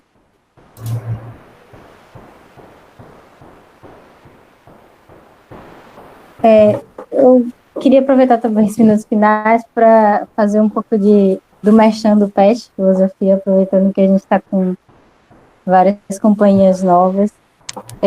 Eu acho que um pouco do que o professor falou aqui é um pouco do que a gente tenta fazer dentro do PET, né? Esses resgates, né, da filosofia do Brasil, do si, de nós mesmos, né, de coisas que representem nós, petianos, a filosofia que a gente quer. Então, a gente tem várias atividades que a gente consegue estar botando um pouco, né, dessa cara, dessa filosofia. A gente tem feito um podcast, isso aí com vários temas interessantes, sobre educação, sobre literatura, sobre racismo. Então, quem tiver interesse pode estar acompanhando. A gente está com um blog aberto, a gente acabou de lançar uma chamada, né, para falar de filosofia e cinema. Então, qualquer pessoa que tenha uma escrita sobre isso, o interesse de escrever, é super bem-vinda, né? Pode estar ou publicando ou lendo também, né? Lendo colegas, lendo amigos. Isso é muito importante. A gente também tem um módulo de estudos que a intenção desse módulo é trazer obras clássicas, mas só que não estão no cânone da filosofia, não estão como se diz, nas ementas filosóficas das universidades. Então, a gente já trabalhou Fanon, a gente já trabalhou Angela Davis, a gente trabalhou recentemente, nosso último trabalho foi com Pensar na Go, de Mundi Sodré. Então, são coisas, né, que a gente vai fazendo na tentativa de alcançar essas possibilidades, né, existentes e que muitas vezes nos são negadas. Acho que você falou importantíssimo, sabe, Júlia? É isso, são obras clássicas, né? É isso, Fanon é um autor clássico. Como é que pode, né, o Fanon não ser lido numa graduação? Acho que é isso mesmo. Né? Mas se eu posso me meter, tem uma coisa legal no que você falou, no que a Juliana falou também, né, que acho que faz parte dessa minha inquietação de como a gente pode contribuir para essas gerações aí, né, que é isso que você fala, né, do si e do nós, né, como pensar esse si e esse nós de modo, né, sem cair ou num extremo subjetividade ou numa coisa liberal, no sujeito, no eu, né, é porque eu, que isso também é terrível, é uma grande pegadinha dos nossos tempos, né? Não caiam no eu, né? O eu é uma das grandes invenções do Ocidente, perigosíssimas, né? Ou no nós, que a Juliana falou também, né? Nós também é um problema, né? Escrever em primeira pessoa do plural é uma violência com o leitor, né? Você obriga o leitor a estar concordando com você, quase, né? Porque nós pensamos, nós não pensamos, não. Eu penso, né? Mas que esse eu, né, a ideia talvez seja isso, a importância de uma atenção ao conceito lugar de fala, né? Lugar de fala é um conceito, né? É um conceito e tem que ser pensado, muito pensado, né? Lugar de fala não lugar de fala um eu, um si, como você falou, né, Júlia? Mas é um si que só pode falar de si enquanto está ali representando um certo nós. Né? Quando Júlia fala eu negra, não é porque a Júlia é negra. Porque ela está falando em nome de mulheres ali que passam por coisas parecidas ou similares, porque ninguém passa por coisas iguais. Por isso que o nós também é um problema, porque nunca são iguais as experiências, né? Mas é isso, é tentar compreender, né? Acho que você falou muito bem isso, Júlia, que esse si, esse nós, né, que podem mudar de lugar, né, é uma tentativa de mostrar, olha, o que experiência próxima ou reúnem pessoas, né, Juliana? O que é ser uma mulher branca na academia, né? Você e Carla não têm a mesma experiência, mas tem coisas parecidas. Normalmente é o quê? O quão vocês são apartadas de. Né? Normalmente o que une esses indivíduos é tentarem excluí-los de o que quer que seja. Né? Então eu, como um homossexual branco, né, passo por situações parecidas com outras pessoas. Né? Então eu não posso falar em nome deles, também não. Não sou porta, mas eu posso tentar mostrar que a minha experiência, aquilo que eu passo, pode ser compartilhado por mais pessoas, talvez. Né? Eu acho que isso que é o legal do lugar de fala. Né? É isso, olha, esse lugar aqui do que eu falo, né, não é uma experiência universal de jeito nenhum, não cria uma identidade também de jeito nenhum, mas tem um certo pertencimento na dor, no sofrimento, que eu acho que é o que importa aí ser falado. Né? Então é isso, né, Júlia? Quando você escreve também esperando que outras pessoas ali isso é legal. Não é de identidade, né? O Derrida fala isso, mas de identificação. Né? A gente busca, né, com essa escrita singular, que parte desse eu, buscar identificação. Né? E aí, a partir de uma identificação, esse outro vai poder escrever de maneira singular também, não igual a mim. Eu acho que talvez seja um pouco essa rede, né, Juliana, que a gente esteja aí tramando, né? E que é possível, então, alianças, né, nessas redes, né, de homens brancos.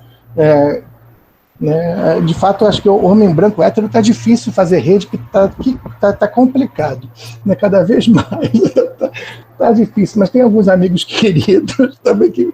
Mas é isso, né, buscar essas alianças nessas tramas, né, que a gente vai tecendo aqui, né, de pontos de encontro. Né? Isso, eu nunca vou poder escrever em nome, né, de meus alunos negros. Claro que não.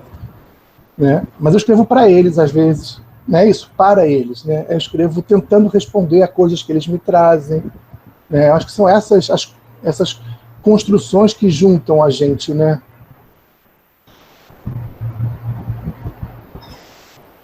Eu acho, professor, que uma coisa que demarca muito isso é o que o senhor falou no início da fala, né? Não foi exatamente isso, mas que o senhor não está só, né? E a gente não está só, a gente vem acompanhado de nossas referências, de nossas vivências, né? De nossos ancestrais. Então, é passar isso para a nossa escrita também, né? Que nós não estamos sozinhos, mas também somos autores, né? De pensamento e de possibilidades.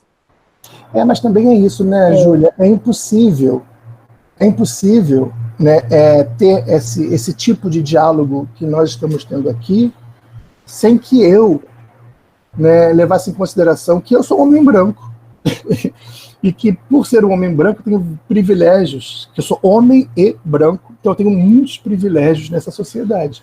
Né, de que eu tenho um sobrenome que no Rio e em São Paulo é nome de rua.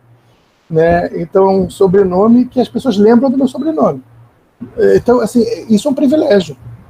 Então, e é um privilégio de justamente ter tido uma família, né, escravocrata, um tataravô eugenista, sabe? Eu tive uma banca outro dia de doutorado, né, em que eu fiquei muito feliz, porque o cara me falava uma crítica a essa sociedade, né,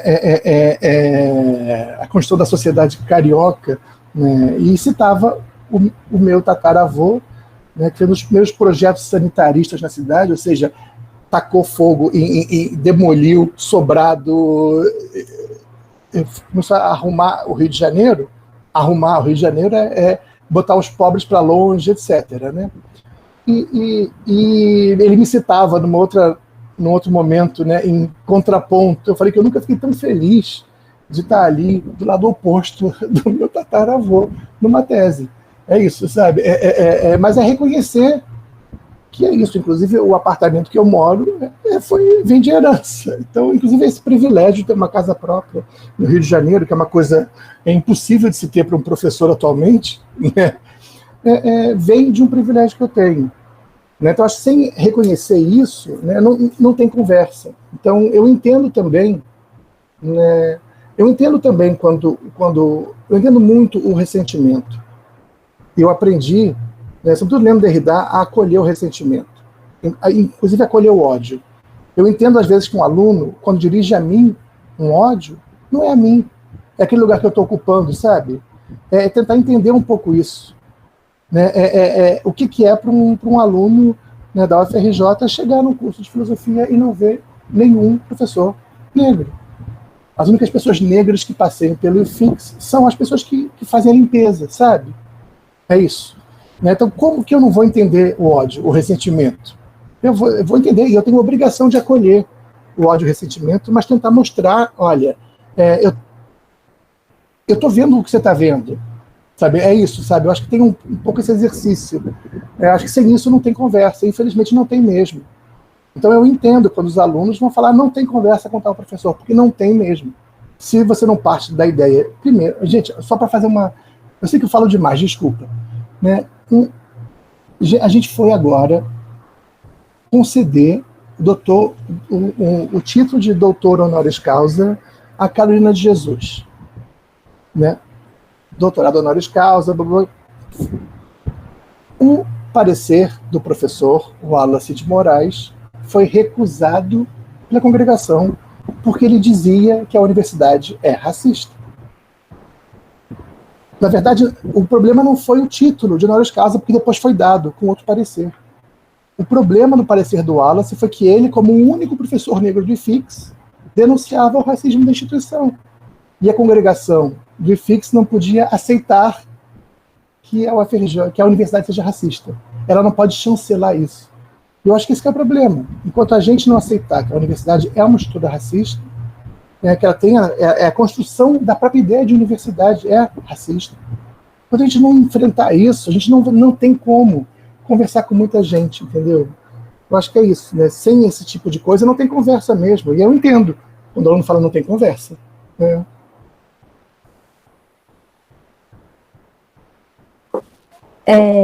O Paulo deixou uma pergunta aqui, perguntando, professor, tem alguma matéria no FRJ em filosofia que busca lidar com a literatura nacional? Paulo, vou te falar uma coisa que pode parecer uma loucura, não é?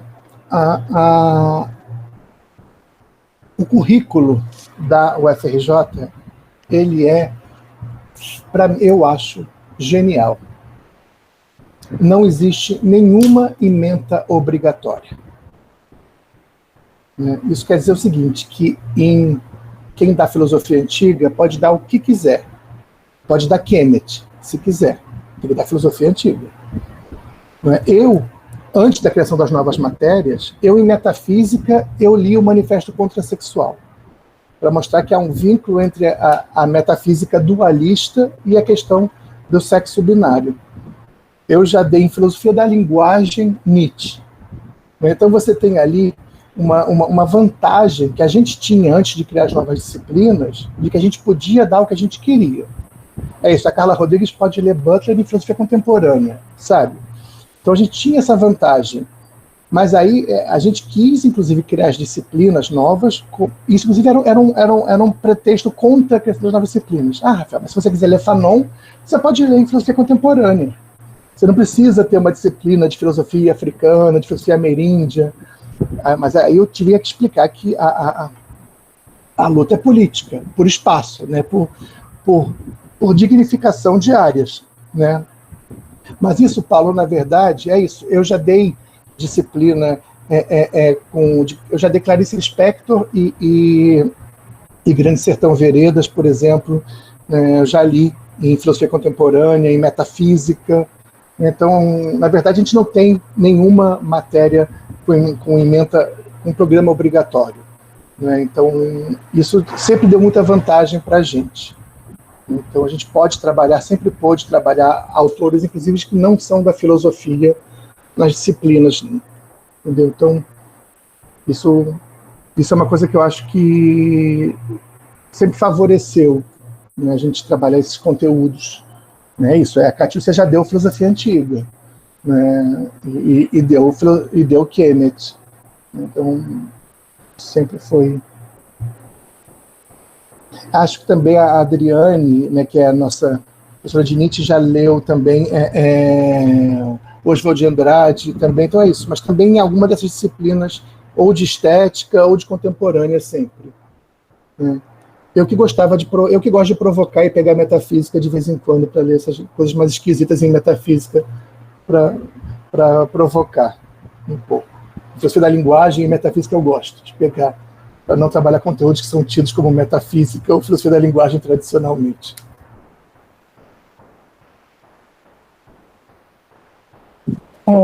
Vamos chegando nos minutos finais, então gostaria de agradecer ao senhor, professor, pela essa tarde, né, pela essa fala. O senhor falou muito de pessoas generosas que cruzaram o seu caminho, e acho que essa tarde, essa fala do senhor foi de uma generosidade imensa, né, tanto a fala do senhor, tanto que foi falado, a forma como foi falado, então acho que foi tudo muito generoso, e agradeço por isso, agradeço pelo convite, e convido todos a continuarem acompanhando o Sem Grade, vai ser um prazer imenso. Então é isso. Professor, se quiser falar algumas palavras finais, fique à vontade. Mais uma vez, obrigada. Júlia, Juliana, os outros aí que eu não vejo aqui, mas que estão aí, não é? Eu que agradeço muito. Foi o que eu falei no começo. Eu acho que, para mim, né, eu tenho vários colegas que adoram dar aula em pós-graduação.